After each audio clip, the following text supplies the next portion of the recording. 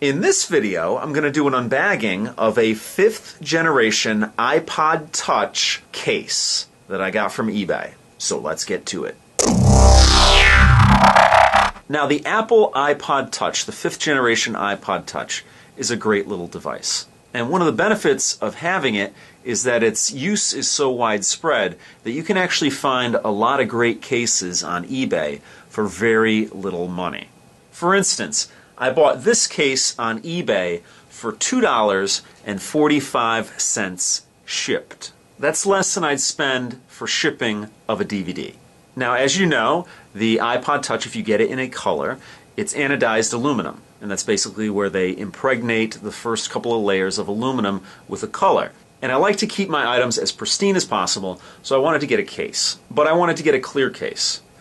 And that's what we have here. Now, I haven't seen it in person. Obviously, it's still in the bag. But it actually has little paws on it. In fact, let me show it to you right now. Let me grab my trusty scissors here, and let's open this thing up.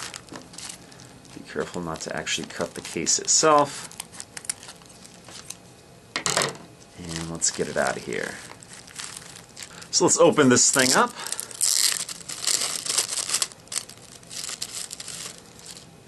And as you can see, not only does it have little paws on it, but it is shiny. Now, when you're getting a case like this, there's a lot of options, hundreds of options. But I wanted to get a clear case because I wanted the blue to shine through it. This blue right here. Now, the only clear case that I could find other than this one is one with raindrops on it. And I'm not a big fan of the water motif. And as you may know, if you're familiar with my channel, you know that I have a cat. So why not? Why not get something with paws on it? My main concern was to protect the anodized aluminum, but we'll see how it looks anyway. Not a big deal. Now, I'm not going to do a full review on my iPod Touch because it's been around for a while, and you probably already know what you want to know about it.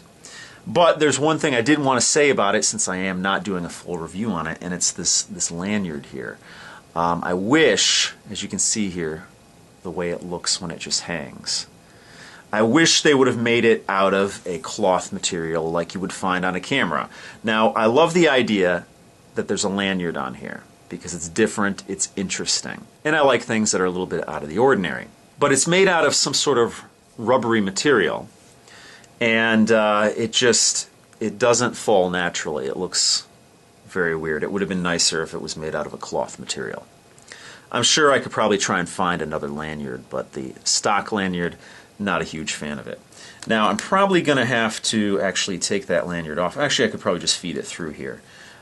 In order for this to work, I had to feed it through before I can actually put it on here. There we go.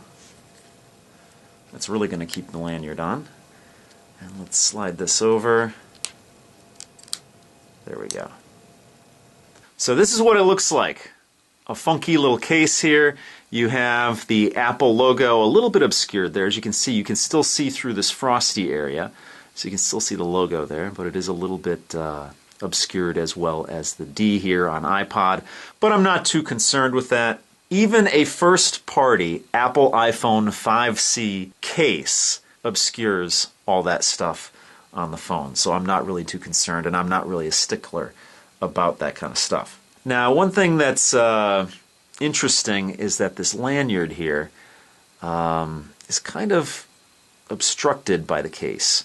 It can only jet out in one direction, and it's no longer, I mean, it is somewhat flexible, but it's kind of hard to move. So, I don't know, it's a good thing I'm not in love with the material that the lanyard is made out of, because I might have to not use it anymore because of this case. We'll see.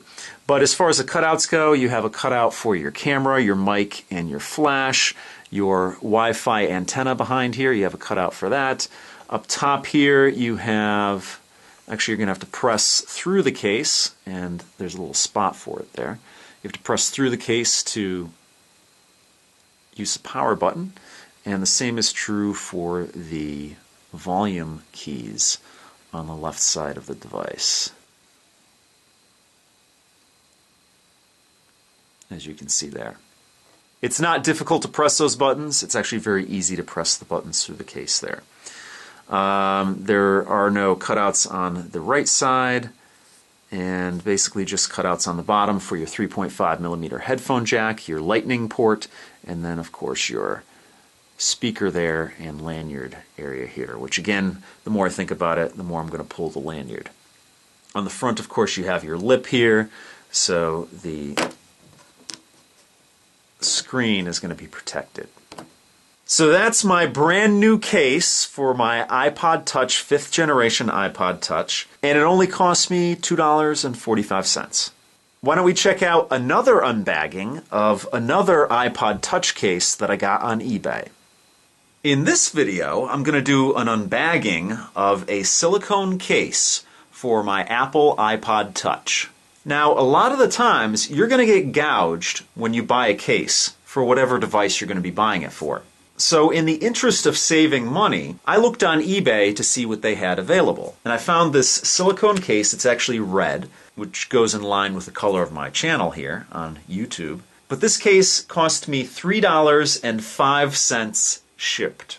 So if you look around, you can find some good deals. So without any further ado, let's cut this thing open.